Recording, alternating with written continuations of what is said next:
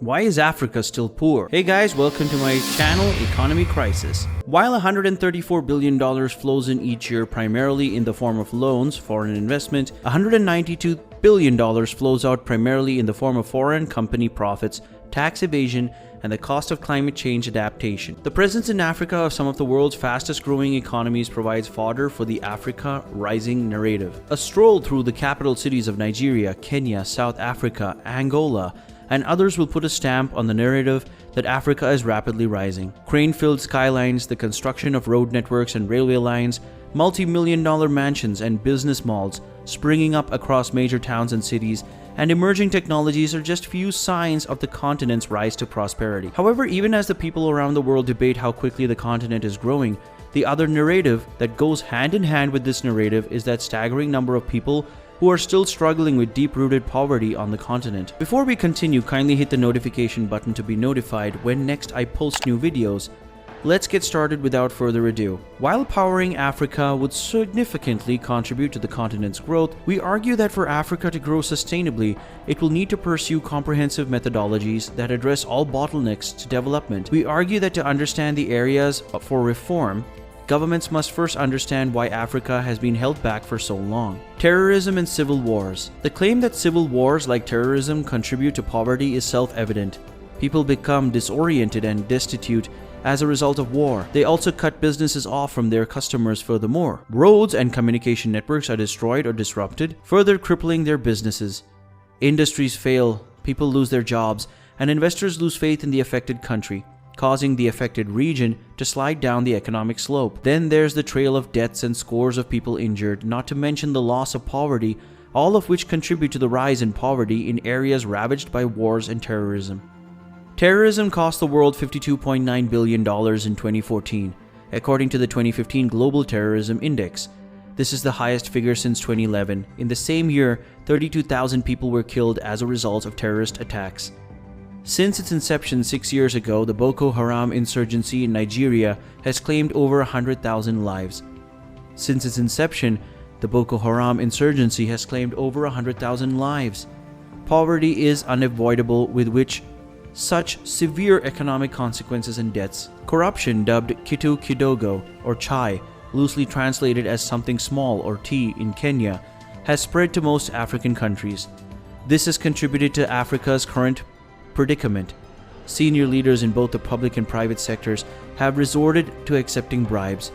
According to a Transparency International or TI survey, most African governments are unable to meet the expectations of their citizens due to this rampant corruption. Despite campaigns and activism by civil society and the population, respondents said corruption was on the rise in the region. The police force was identified as the most corrupt in the region. At least one story is covered in every news item about how a high-ranking official is being investigated for corruption. While this is welcome news for many, the laws against corruption are lenient, allowing those caught in the act to walk free. Corruption has been used to fuel civil wars and terrorism in some cases. Even today, some African families are unable to provide their children with basic education. Although some governments in the region have made basic education provides a government project, many areas lack schools, and even where school exists, they are sparsely located, making it difficult for young children who would rather help at home than make the long walk to school. Being placed in the geographically disadvantaged area only encourages creative thinking about how to use the available resources to improve people's lives. A large number of African countries suffer as a result of being landlocked, geographically unlucky. Although Africa has abundant indigenous resources, they are inequitably distributed across countries and within states or regions within those countries. Despite this, governments have not implemented strategic approaches to redistribute such wealth to citizens. Wealth distribution is a problem, but what's more troubling is how great and promising resources like oil and precious minerals are exploited by foreign investors and large corporations that do not pay taxes in nations they invest. Such practices have left Africa teetering on the brink of famine. While some non-governmental organizations have helped Africa by providing assistance in health, education, governance, and other areas, others have been accused of exploiting the plight of desperate Africans to further their selfish interests. Another perspective of Africa's failing economy is the loss that Africa is suffering as foreign aid-giving countries suck Africa dry of its resources. The cost of outflows to Africa exceed the cost of inflows. The cost of outflows to Africa exceed the cost of inflows to the continent in the form of aid. According to Health Poverty Action, Africans lose nearly 6.5 times what their countries receive in aid each year. The United States and the European Union are protecting key industries in which Africa could compete, such as agriculture, making trade in this sector more difficult. Poverty organizations contended that rather than defending their benefits, international communities should provide preferential market conditions to poor countries for export of agricultural development. This Poverty's ads would provide them, African nations, with a path to rapid development with the hope of spreading the benefit to the inner regions. This will have a direct impact on the internal market, assisting it to thrive, and also alleviate poverty in landlocked African countries. The African poverty discourse is like a jigsaw puzzle.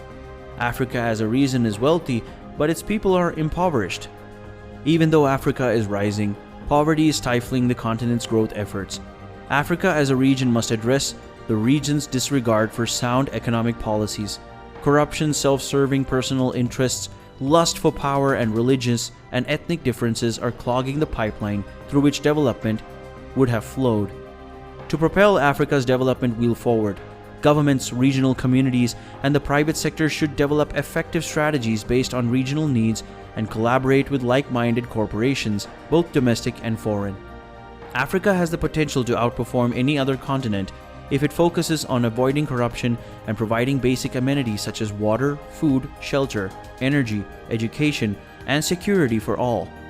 When we consider what comes to Africa in terms of aid and what leaves Africa in terms of profit, tax evasion, and debt payment, we can conclude that Africa is wealthy.